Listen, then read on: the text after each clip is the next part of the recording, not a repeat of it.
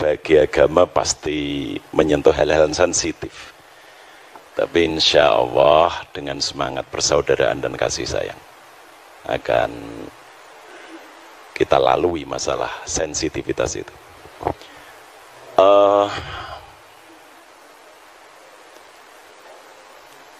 Injil Barnabas itu kan ditolak oleh komunitas Kristen. Ya. Saya ingin bertanya sebetulnya bagian mana yang menjadikan Injil Barnabas itu harus ditolak. Kalau kesalahan-kesalahan data kecil itu saya kira juga terjadi di dalam Injil-Injil yang lain. Misalnya when down padahal seharusnya when up misalnya. Saya kira itu kesalahan kecil yang tidak harus berimplikasi kepada satu stigma heretik. Mohon maaf, apakah mungkin penolakan terhadap Injil Barnabas itu sebetulnya karena ada indikasi yang menunjukkan Muhammad yang akan datang setelah Yesus. Kalau tadi disebut the admirable, itu mungkin istilah yang baru muncul di abad-abad pertengahan gitu ya. Tapi saya pernah membaca juga bahwa dengan makna yang sama tetapi dengan menggunakan kata Yunani, Muhammad itu juga disebutkan gitu, dalam Farekrida atau apa saya lupa itu. Apakah benar asumsi saya itu? Yang kedua,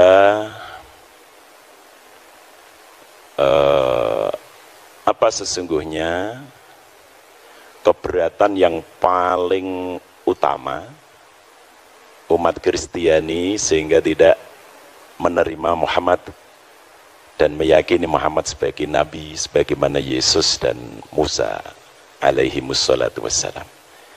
Dan yang ketiga, terakhir, bagaimanakah sikap saudara-saudara Kristiani terhadap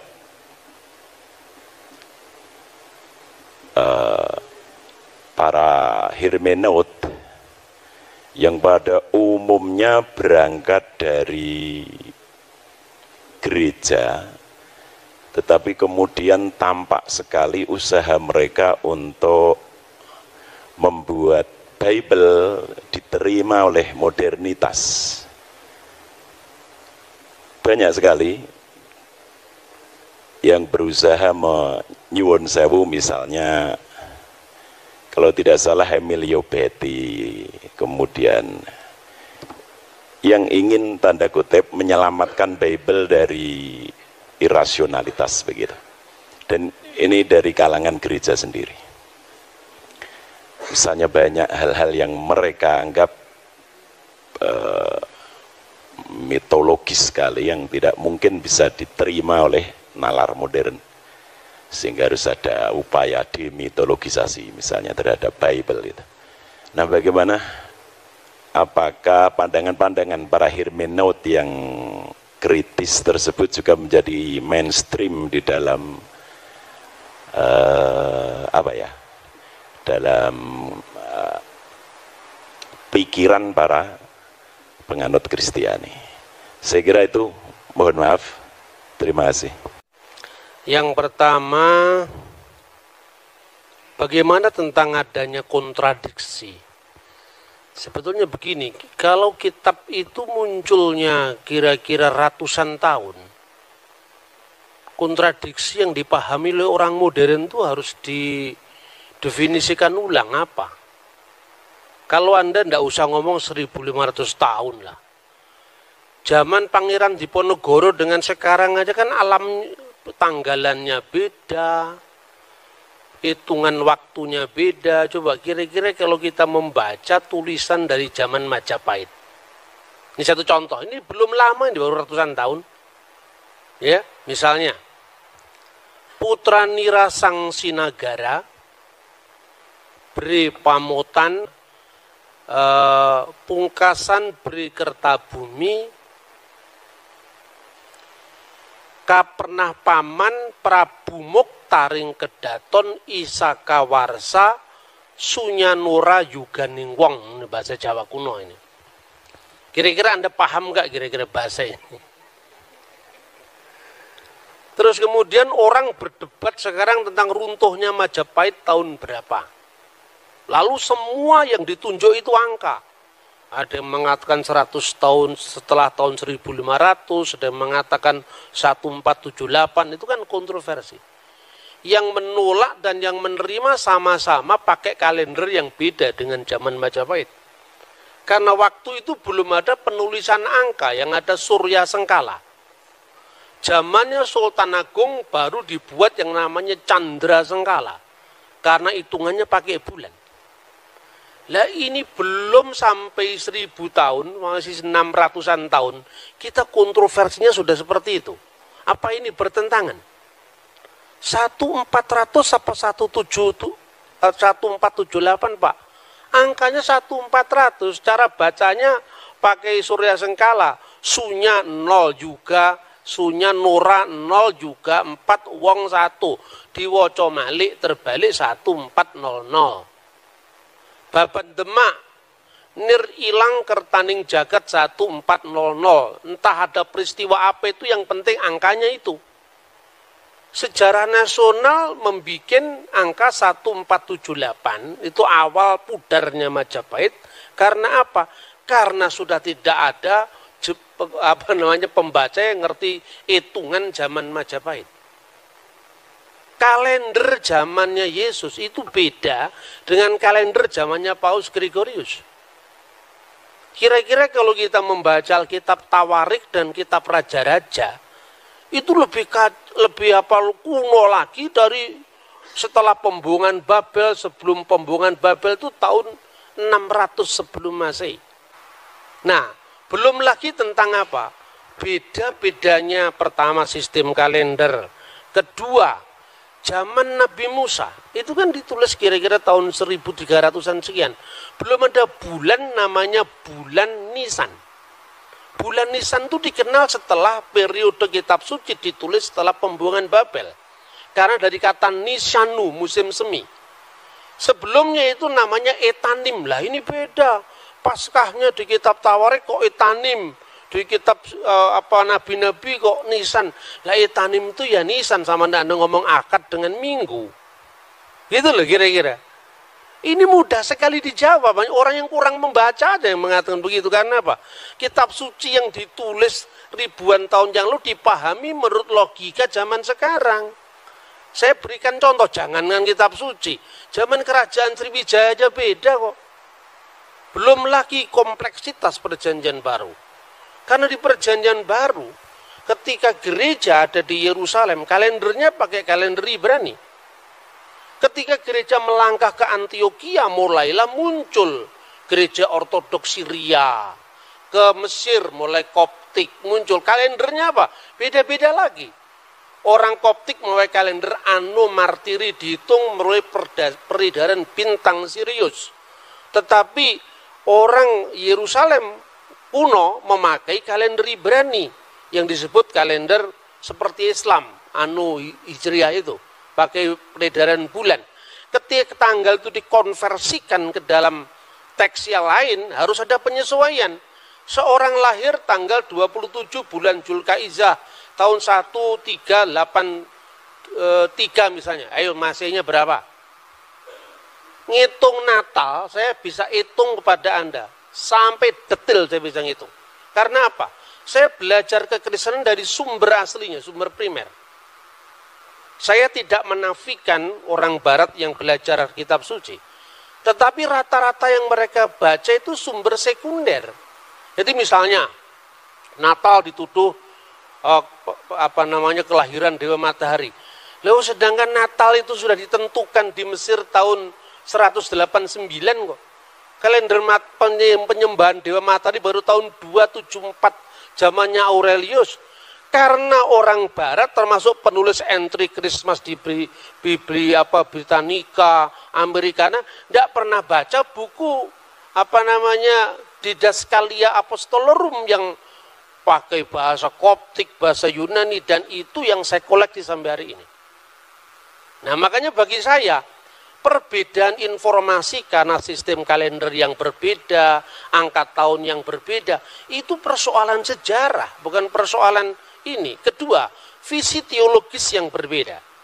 Masing-masing penulis itu punya latar belakang yang mewarnai tulisannya. Karena di dalam pandangan Yahudi Kristen, yang namanya wahyu itu bukan sesuatu yang turun dari langit. Tetapi wahyu itu menyejarah. Taurat bicara dalam bahasa manusia, kata misalnya orang Yahudi. Kristen juga demikian. Setelah aku menyelidiki dengan seksama segala peristiwa yang terjadi di antara kita, dari saksi mata dan pelayan firman misalnya. Artinya di situ ada riset. Nah, sekarang ini definisi tentang wahyu aja kita belum sama kok. Kita mau menilai agama orang dari perspektif kita, itu loh kira-kira. Nama saya Bambang, tapi bukan Nursena, Pak. Jadi kebetulan namanya sama. Saya jadi jurusan ilmu Al-Quran dan tafsir. Mungkin sudah ratusan, bahkan puluhan, bahkan ratusan kali saya mengikuti apa yang disampaikan oleh Pak Bambang. Karena memang saya sudah sering mengikuti apa yang disampaikan oleh Pak Bambang sekitar 2 tahun lebih. Jelas yang saya tahu Pak Bambang ini adalah orang yang pernah belajar di Timur Tengah, apakah itu di Syria dan sebagainya. Dan ia pertama kali yang mengenalkan tentang kekristenan ortodok di Indonesia.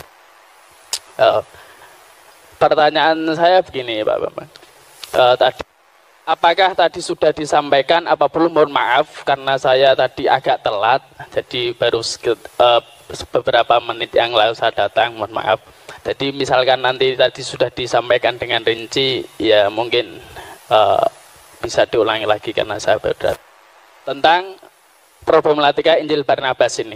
Jadi sesuatu sebagaimana yang disampaikan oleh Pak Dosen Agus tadi, bahwa ini ditolak karena apakah memang penolakan ini berdasarkan bahwa di dalamnya ada nubuat-nubuat tentang Muhammad. Yang kedua tentu bahwa sahabat-sahabat dari atau teman-teman dari kekristen menolak tentu berdasarkan siapa sebenarnya penulis ini. Tadi saya sudah ke teman-teman yang mungkin mendengarkan, dia mengatakan kata Pak Bambang pendeta siapa itu. Nah, begini Pak, tentang yang menulis Injil Barnabas ini sendiri, saya mendapatkan beberapa jawaban yang mohon maaf berbeda. Bahkan itu mohon maaf dari teman-teman Kristen itu sendiri. Pernah saya tanyakan ini siapa sebenarnya penulis Injil Barnabas, kenapa ini ditolak? Dia mengatakan bahwa yang menulis ini ada yang mengatakan salah seorang warga yang berkedudukan di Austria. Kemudian ada yang mengatakan bahwa ini ditulis oleh Mustafa de Arande, salah seorang Muslim yang ada di Spanyol. Pertanyaan saya, siapa sebenarnya penulis Injil Barnabas ini? Menurut Pak Bambang Nursena, dan tentu dengan didukung dengan bukti-bukti sejarah maupun bukti-bukti secara tertulis. Baik, Assalamualaikum warahmatullahi wabarakatuh. Kenapa Injil Barnabas itu ditolak? Pertama, bukan karena isinya Muhammad atau tidak menerjemahkan aja orang Kristen kok. Islam kan tinggal enaknya sudah diterjemahkan. Kan jarang yang ngerti bahasa Itali. Yang ngerti bahasa Itali kan pastor-pastor Katolik. Sudah diterjemahkan tinggal baca.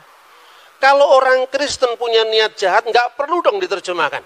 Ngapain diterjemahkan? Itu merugikan kita. Tapi karena semangat keilmuan kita terjemahkan. Sampai penerjemahnya di dalam bahasa Arab pun juga orang Kristen Koptik. Namanya adalah Khalil Sa'adah. Tetapi demi keilmuan dia memberikan contoh bahwa memang dalam konteks perjanjian baru itu misalnya ada persoalan-persoalan angka tahun, misalnya Yesus lahir zaman Kirenius atau tidak. Tetapi bangunan dasar seluruhnya betul ditemukan prasasti tentang kata iterum, bahwa dia yang kedua kali bertakhta. Tetapi soal Injil Barnabas ini parah sekali karena memang abad 16 dari abad pertama. Jadi bukan persoalan ada Muhammad atau ada tidak ada Muhammad, bukan, tapi karena semangat keilmuan. Lah memang Injil abad 16 masa mau dipakai, sedangkan peristiwanya abad pertama. Sekarang gini, Anda percaya nggak proklamasi 17 Agustus tahun 1945? Percaya dari mana? Dokumennya ada, Pak. Koran-koran dari zaman Jepang, Suara Asia, Arsip Nasional memang ada. Kemudian kira-kira ratusan tahun kemudian, orang mengatakan, loh kenapa informasi saya nggak diterima? Lah yang jelas kamu datang tiba-tiba dan punya nilai sejarah, bagaimana mau diterima? Nah, soal admirable itu bukan soal begitu. Karena di dalam naskah kuno manapun, sekarang ini terlalu mudah, saudara-saudara. Ada teman-teman yang mengartikan Parakletos itu dengan Periklitos yang terpuji, admirable. Tidak ada naskah manapun yang eksis dari 5.780 naskah. Semuanya berbunyi sama. Hode Parakletos tu penefma tu agion hupemsei dan seterusnya. Seorang penghibur yaitu Roh Kudus, dan penghibur ini dalam bahasa Yunani Parakletos. Parakletos ini ditulis dengan huruf alfa, tidak ada huruf lain. Sebab kalau bahasa Ibrani kan seperti bahasa Arab, ya ada jitir. Bahasa Arab itu kan dibentuk dari 3 huruf, ya bahasa Ibrani namanya sores. Misalnya salum dari shin, lamit, mim, sama dengan bahasa Arab salam. Nah, kemudian di situ ada menjadi kata kerja baru, kata benda baru. Itu tergantung bagaimana pemakaiannya. Salam, muslim, taslim, itu kan satu akar kata. Tapi kalau bahasa Yunani nggak bisa. Parakletos ya parakletos, periklitos ya periklitos. Karena apa? Seperti bahasa Indonesia, cowek nggak bisa dibaca cuek, nggak bisa dibaca cowok, ya cewek, karena itu memang struktur bahasanya berbeda itu. Lah naskah kuno itu melestarikan kata Parakletos itu dari kitab Ratapan. Kitab Ratapan menerjemahkan Parakletos dari Menahem. Menahemma dalam bahasa Aram. Nah kata Menahem ini untuk apa? Sang penolong, sang pembela. Makanya dalam bahasa Yunani modern advokat itu Parakletos. Yesuslah Parakletos. Di mana disebutkan 1 Yohanes pasal 2 ayat 1. Kalau kamu berdosa ada pembela antara kita dan Allah, ada Parakletos, yaitu Yesus Kristus yang adil. Roh Kudus disebut alon parakleton. Parakletos yang lain, tapi kata alon itu menunjukkan satu dan berhubungan. Sementara kata uteros itu lain bertentangan. Misalnya, lo yihye Elohim akhirim alfanai.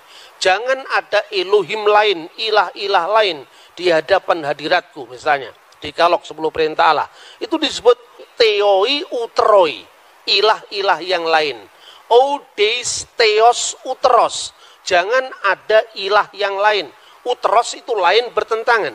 Tapi alos atau alon itu yang lain tapi dalam hubungan, karena Roh Kudus itu rohnya Allah atau hidup ilahi yang dalam diri Allah. Sementara Yesus itu adalah firman yang menjadi daging. Bukan Yesus yang disebut Tuhan itu kemanusiaannya itu bukan. Yang mati itu ya bukan Tuhan, manusia. Maka dikatakan yang dibunuh dalam keadaan manusia. Seperti Quran turun ke dunia ada 2. Yang pertama yang kelihatan, yang bisa diterjemahkan, bisa dibaca dengan lipatan bibir, gerakan lidah, kata Imam Al-Ghazali dalam Qawaidul Aqwaid.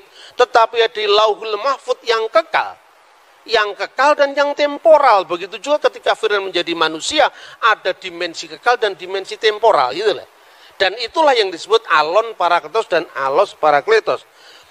Seorang bapak gereja dari gereja Syria Timur, namanya Timotius Al-Awal, dia mengatakan seorang Kristen boleh saja mengatakan Muhammad berada di jalan para nabi. Tapi kenapa kita tidak langsung mengatakan Muhammad itu nabi? Lah karena sudah tutup, tidak ada kesempatan lagi. Sama dengan orang Islam mengatakan Muhammad khataman nabiyin. Lah kalau ada nabi setelah Muhammad kira-kira bagaimana? Kesulitan karena apa? Secara moralitas itu universal. Baik itu baik sekalipun tidak terjadi di wilayah kita. Tapi kita tidak terlalu berambisi untuk harus mensinkronkan teologinya. Karena apa? Karena definisinya aja belum sejalan. Bagaimana kita memaksakan teologinya? Saya contoh, rasul dalam iman Kristen dan Islam itu beda maknanya. Rasul dalam Kristen itu berasal dari kata Ibrani Seliah. Artinya apa? Seorang yang punya otoritas mewakili umat. Jauh dari perbedaan seorang nabi menerima wahyu dan tidak wajib menyampaikan kepada umatnya, seorang rasul menerima wahyu wajib menyampaikan kepada umatnya. Dan definisi ini dibuat tahun berapa? Sementara kata saliyah sudah berlaku untuk iman Kristen dan Yahudi jauh sebelum Islam lahir. 600 tahun berlalu tentu saja definisi itu ada yang berkembang toh. Nah, artinya di dalam Kristen Ibrahim bukan rasul. Di dalam Yahudi Musa bukan rasul. Tapi Musa adalah nabi, Ibrahim adalah nabi. Rasul hanya ditentukan untuk wakil-wakil kongregasi Yahudi. Makanya disebut Seliah Hasibur.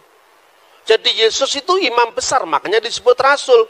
Beda dengan definisi rasul yang dipaksakan oleh banyak orang yang berpolemik lintas agama itu gitu loh. Nah, seperti ini selesaikan dulu dong apa definisinya. Jadi artinya kadang-kadang ungkapan yang sama dimaknai berbeda, tapi ungkapan yang berbeda ide iman yang beda diungkapkan dalam bahasa yang sama gitu loh misalnya. Kemudian keberatan apa? Tidak ada keberatan kalau memang teksnya memenuhi syarat, kan tidak memenuhi syarat. Memang teksnya ya sekarang ini loh. Ada problematik perjanjian baru ya. Tetapi bahwa perjanjian baru ketika Yesus itu lahir, kaisarnya namanya Tiberius, penguasa Yudea namanya Herodes, tidak bertentangan dengan fakta sejarah manapun juga. Bacalah Yosefus, bacalah 12 kaisar Roma, semuanya sejalan. Karena apa? Yang nulis memang orang yang sejalan. Yang menjadi wali negeri Pontius Pilatus, itu katanya Injil Barnabas, ini bukan kesalahan kecil, ini kesalahan fatal. Karena apa? Pilatus itu baru menjadi wali negeri itu pun sementara. Itu setelah pemecatan Herodes Archelaus.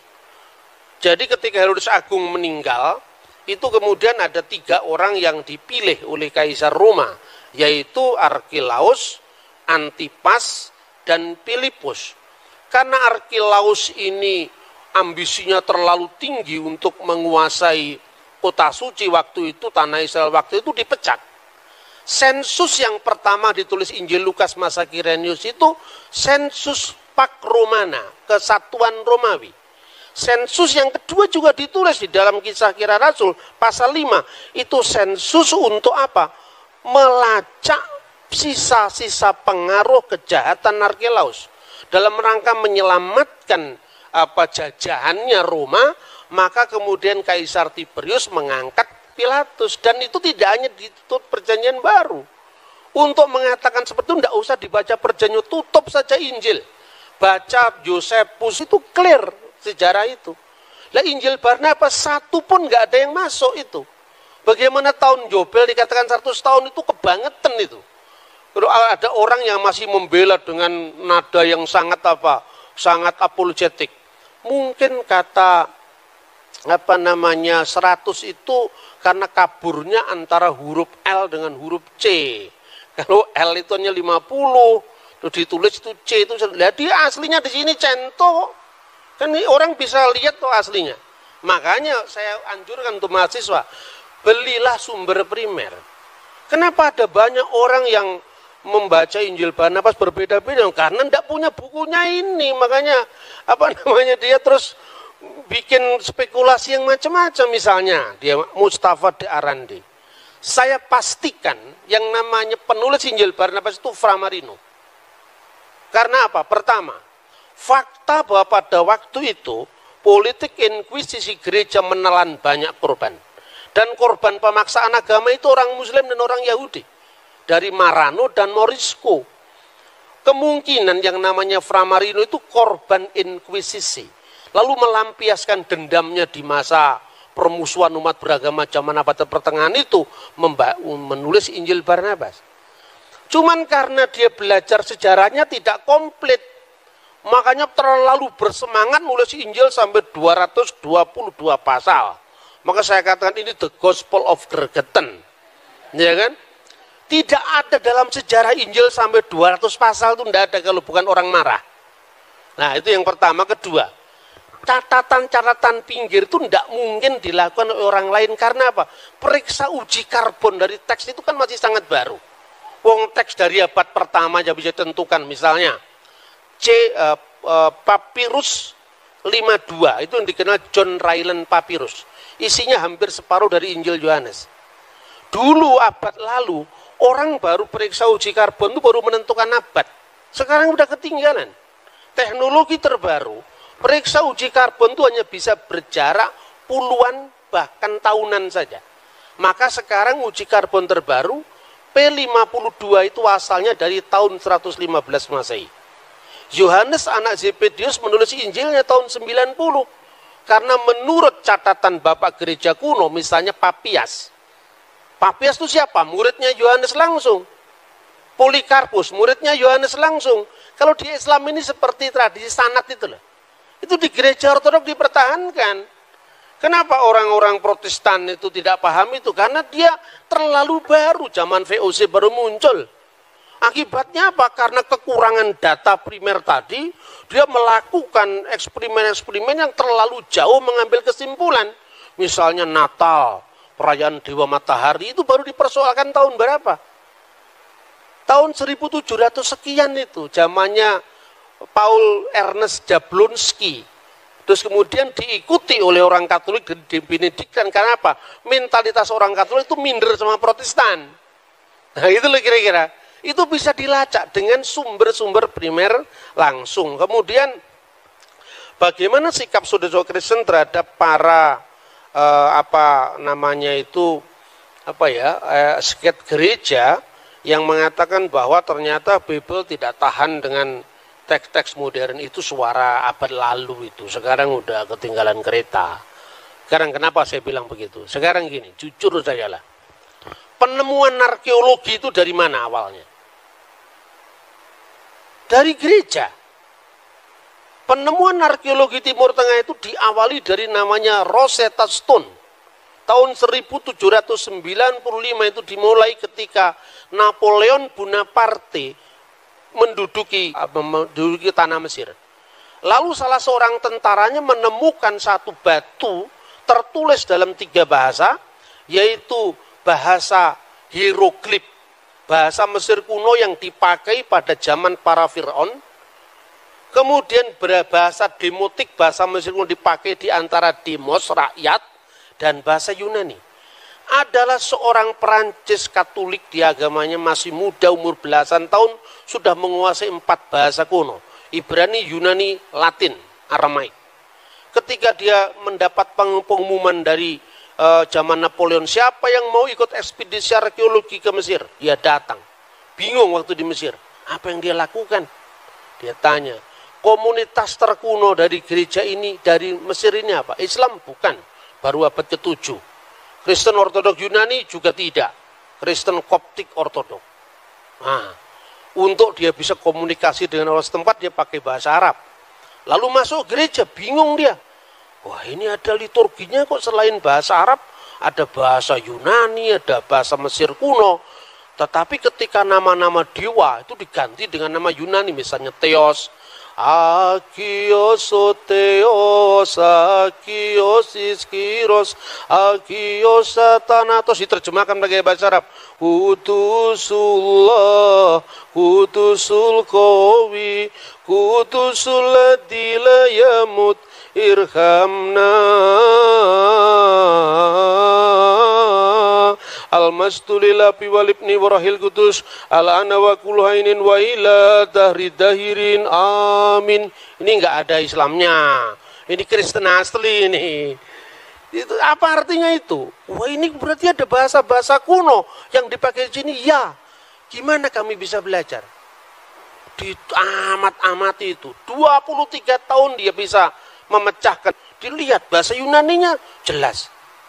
Oh, di sini ada kata Ptolemeus. Di sini ada kata Cleopatra yang selama itu hanya lewat cerita Antoni Cleopatra, ternyata ini tokoh historis, dilacak sama dia. Terus ada tulisan dalam bentuk huruf, dalam bentuk tanda gambar seperti matahari. Jangan-jangan ini matahari ini. Ini bahasa kuno yang sudah tidak berlaku lagi ribuan tahun. Dilihat bawahnya ada kata Helios. Ini matahari, jangan-jangan matahari. Dia datang ke gereja kuno itu. Tanya, kamu punya Alkitab selain bahasa Arab, bahasa apa? Yunani. Selain bahasa Yunani, bahasa Koptik. Apa itu bahasa Koptik? Bahasa zaman Fir'aun. Kok hurufnya huruf Yunani? Iya, ketika Rasul Markus datang ke Alexandria, penerus-penerusnya menciptakan peradaban baru. Makanya menciptakan huruf baru. Kayak orang Jawa sekarang, Anda lihat itu orang Arab suruh baca Arab Pegon kan tidak ngerti. Itu produk lokal karena itu menunjukkan bahwa bangsa kita bangsa besar. Sampai bisa bikin tulisan Arab Pegon. Begitu juga di sana. Dilihat ternyata, kamu tanya, bahasa Koptik iya. Bagimu akan ada matahari yang tidak pernah tenggelam. Bahasa Koptiknya apa? Oh, bahasa Koptiknya adalah on. Bahasa Koptiknya adalah ra. Ada dua kata, ra dan on. Ra itu apa? Matahari. Itu dia baca dari Alkitab. Orang-orang Israel membangun kota namanya Ramses. Ra itu hari. Mese itu artinya apa? Artinya anak. Anak sang matahari, anak dewa matahari. Nama aslinya Musa apa? Moshe. Mo itu air yang mengalir. Mese itu bahasa Mesir kuno. Artinya anak. Anak yang diambil dari air yang mengalir. Ketemu sudah ini bahasa. Sejak saat itu muncul namanya Egyptologi. Ini asalnya dari Bible ini. Kok dianggap Bible bertentangan dengan pengetahuan bagaimana? Yang melihat arkeologi adalah Alkitab kok. Seumpama waktu itu tidak ketemu kata Ramses, tidak akan ketemu arkeologi Mesir kuno. Baru mulai ada penggalian di di Rasamra, penggalian di Babel. Ketemulah kota-kota kuno, kota Abraham, namanya apa? Tel Turahi, cocok dengan namanya Abraham dalam Alkitab Terah. Ya toh? Tel Nahur, cocok dengan nama Nahur, berarti nama-nama Abraham itu pasti bukan nama Yunani, pasti bukan nama Arab, tapi nama Akadia kuno. Dan itu cocok. Mertuanya Yusuf namanya Potifera. Poti itu yang dipersembahkan Vera kepada Ra, matahari. Sama dengan orang Jawa, namanya Suryawan. Ketika jadi Islam, keluarga besarnya sebelumnya ditambahi Muhammad Suryawan. Lupa Surya itu dewa Hindu itu. Namanya juga Kristen ditambah Ignatius Surya Hadi. Surya itu bahasa Hindu, Hadi itu yang utama itu. Jadi ini sebuah inkulturasi bahasa. Dan untuk baca teks Alkitab, Anda harus paham Ibrani. Ibrani pun bukan Ibrani zaman Ariel Sharon. Ibrani MacD ditulis pakai bahasa Ibrani, bukan itu. KFC ditulis pakai bahasa Ibrani, enggak. Anda harus belajar namanya paleografi, tulisan-tulisan kuno. Karena untuk memahami naskah Qumran, Anda tidak bisa cukup hanya membaca teks Ibrani modern. Nah itulah kira-kira perkembangan huruf, lalu arkeologi, lalu bahasa. Itu minta maaf. Orang-orang yang menyebut dari Eropa yang teolog genit itu tidak tahu yang begini-begini ini. Saya minta maaf, bukan saya merendahkan, tidak. Tapi terlalu dangkal untuk memahami naskah yang usianya ribuan tahun hanya bermodal bahasa Inggris sekedarnya, bahasa Yunani. Bahasa Yunani perjanjian baru itu beda dengan bahasa Yunaninya Plato. Gitu loh. Terus yang terakhir, kemudian dari arkeologi Mesir kuno itu muncul arkeologi kota Abraham, Ur Kasdim, baru muncul penggalian Yeriko. Setelah Yeriko, baru muncul penggalian Holy Land. pada saat para teolog yang meragukan bahwa teks-teks itu hanya bersifat simbolik, itu muncul sebelum era penemuan arkeologi. Satu contoh misalnya, seorang meragukan apakah dalam Perjanjian Baru ada ungkapan 5 serambi dalam kolam Siloam. Mana tidak pernah ada arkeologi yang membuktikan ada 5 serambi. Lalu dia tafsirkan, oh kalau gitu itu hanya sifatnya alegoris, 5 serambi itu 5 Taurat Musa. Jadi itu nggak bisa dipahami secara literal. Tahun 1961 ketika buku ini terbit, pada saat yang sama timnya Marshall itu menemukan memang benar dalam penggalian kolam Siloam ada 5 serambi. Dan itu terbit pada saat yang sama ketika buku itu dipakai sampai hari ini. Makanya belajar teologi aja nggak cukup. Harus belajar arkeologi juga. Arkeologi Borobudur Anda pelajari yang baru abad ke-8. Masa arkeologi Mesir kuno dari tahun 3000 tahun yang lalu tidak kita pelajari, padahal itu ketika kita ngomong dalam Al-Quran, dalam Injil tentang Fir'aun. Fir'aun itu bukan nama orang. Fir'aun itu paraoh artinya. Itu tiang besar. Dan di mana itu sebutan paraoh itu mulai?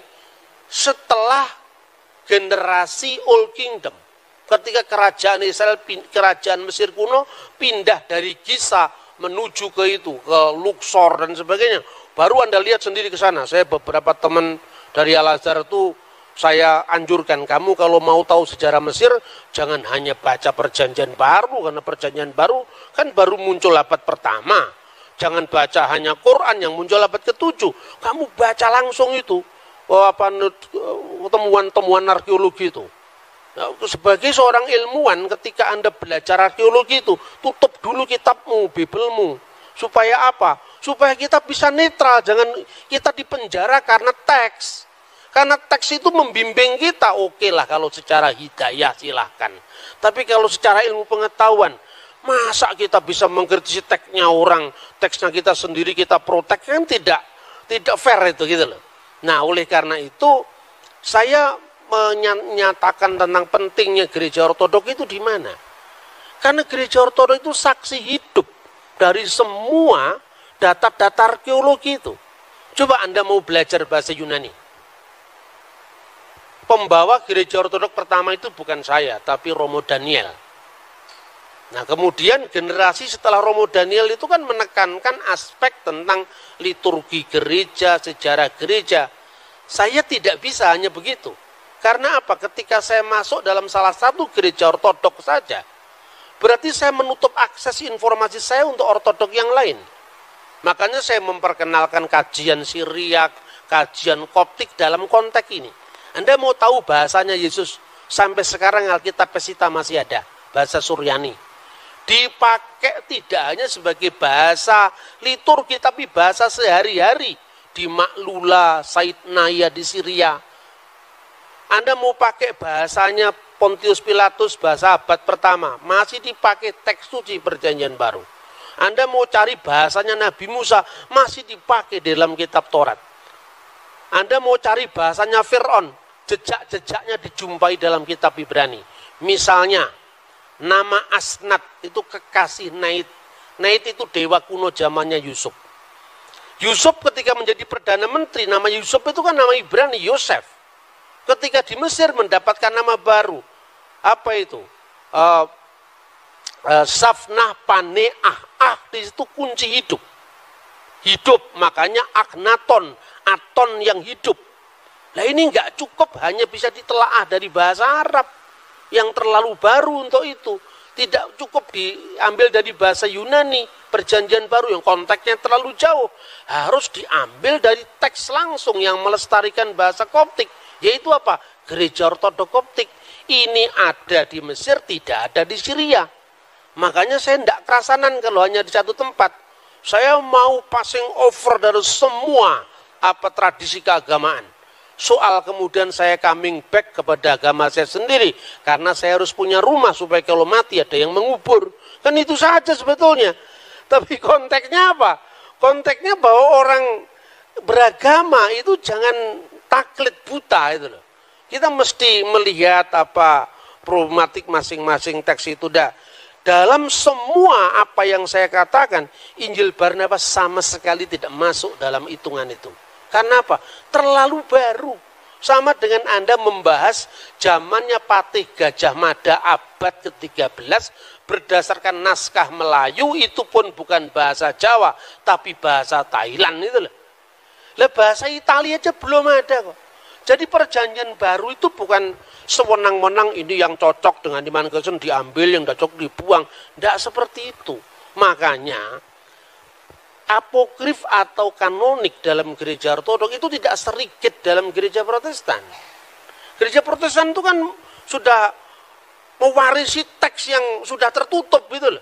Lalu di gereja ortodok kan tidak, misalnya kisah tentang Bunda Maria dipelihara di bait Allah oleh Zakaria, yang itu ada di dalam Quran, ya kan? Tetapi dalam Alkitab kan sebenarnya tidak ada, implisit ada, tapi tidak ada. Itu ada dalam dokumen gereja Synaxarion yang diabadikan dalam buku yang namanya Protevangelium Yakobi. Bagi orang gereja ortodoks tertentu, ini kitab apokrif, ya. Tapi karena kitab apokrif ini ditulisnya paling dekat dengan peristiwa, tidak peduli, diambil. Diambil untuk apa? Mengisi kekosongan sejarah. Tapi normanya tetap yang kanonik gitu loh. Jadi apokrif kanonik itu bukan sesuatu yang batas hitam putih, enggak. Apalagi kalau hanya sekedar ini menguntungkan iman itu, tidak ada pertimbangan semacam itu. Contoh lain misalnya, di dalam ajaran Katolik dan Ortodoks sebetulnya kitab yang disebut dengan apa Biblia Hebraika itu kan sebetulnya warisan dari Yahudi Yamnia. Setelah gereja kuno dikutuk sama orang Yahudi lewat konsili lokal yang mengatakan terkutuklah orang-orang Nasrani maksudnya, itu orang Kristen. Hendaklah nama mereka tercabut dari kitab kehidupan, itu tahun 90 Masehi. Dokumennya dinamakan Birkat Haminim, itu tahun 90 Masehi. Gaung daripada pengutukan itu adalah apa? Orang-orang Yahudi mulai menolak Septuaginta. Karena dalam Septuaginta ada bukti keperawanan Maria, di mana kata Parthenos itu artinya tidak sekedar perempuan muda yang bisa perawan atau tidak, tapi harus berarti perawan. Nah, kemudian karena gaung penolakan itu, orang-orang Yahudi menolak teks-teks yang disebut Septuaginta tadi. Tetapi penolakan orang Yahudi terhadap Septuaginta itu juga tidak sedikit gereja modern. Buktinya apa? Yesus memperingati perayaan yang namanya penahbisan bait Allah. Itu diambil dari buku Makabe, 1-2 Makabe, yang dipakai oleh gereja Katolik dan gereja Ortodok. Gitu loh. Jadi karena begini, dalam iman Kristen firman itu tidak menjadi kitab dalam pengertian apa harafiah. Tapi firman itu turun dalam sosok manusia Yesus yang adalah peristiwa. Maka Injil bagi iman Kristen adalah peristiwa kabar baik, bukan kitab yang turun dari langit. Dalam sejarah, dalam apa ilmu agama-agama, ini harus jujur dihormati. Kenapa Timotius awal tidak keberatan mengatakan Muhammad berada di jalan para nabi? Di satu pihak dia tetap bisa mengagumi nilai-nilai kebaikan pada agama lain, tapi di pihak lain dia tetap untuk menjaga koridor teologisnya dengan agama lain. Ini mirip. Anda bisa mengikuti bahwa ada orang agama Bahai yang orangnya kelakuannya baik-baik ketimbang kelakuannya yang suka apa itu bakar-bakar toko itu. Secara ortopraksi dia baik. Tapi kan kitabnya kitab setelah Al-Quran, Pak. Nabinya juga Muhammad Baha'ullah. Itu sudah tutup, Pak, pewahyuan kita. Namanya katamu Nabi Muhammad. Kita tidak bisa mengakui Bahai. Tapi kalau kelakuan baik ya kita akui lah, Pak. Artinya apa? Seperti itu, setiap agama itu punya batas. Bagi orang Yahudi nggak mau mengakui Yesus perjanjian baru. Karena apa? Musa itu puncak pewahyuan. Bagi iman Kristen, Yesus itu puncak pewahyuan. Artinya tidak relevan lagi untuk tuntutan imannya, tetapi tidak untuk tuntutan etikanya, moralnya, hubungan, karena iman itu tidak hanya, kebenaran tidak hanya dibatasi dengan ortodoksi ya, kebenaran iman, tapi juga kebenaran berperilaku dan kebenaran penyembahan. Makanya ketika Timotius awal mengatakan Muhammad berada di jalan para nabi, tidak menyalahi imannya, tetapi juga tidak menutup mata objektifnya bahwa Nabi Muhammad memang berjasa besar di dalam misalnya mengarahkan bangsa Arab sampai kepada satu deklarasi bahwa tidak ada ilah selain dari Allah. Itu loh kira-kira. Dan itu ternyata cocok dengan perjanjian baru. Tetapi definisi kenabian, definisi pewahyuan itu memerlukan jalan panjang lagi untuk kita berdialog. Makanya perlu dialog teologis seperti ini. Terima kasih. Materi yang dibawakan oleh narasumber juga telah dijelaskan dengan baik. Semoga apa yang telah dipaparkan oleh kedua narasumber ini bermanfaat bagi teman-teman sekalian, terutama dalam hal menjaga toleransi di Indonesia, khususnya di kota Salatiga. Mungkin itu saja yang dapat saya sampaikan. Kurang lebihnya mohon maaf. Terima kasih.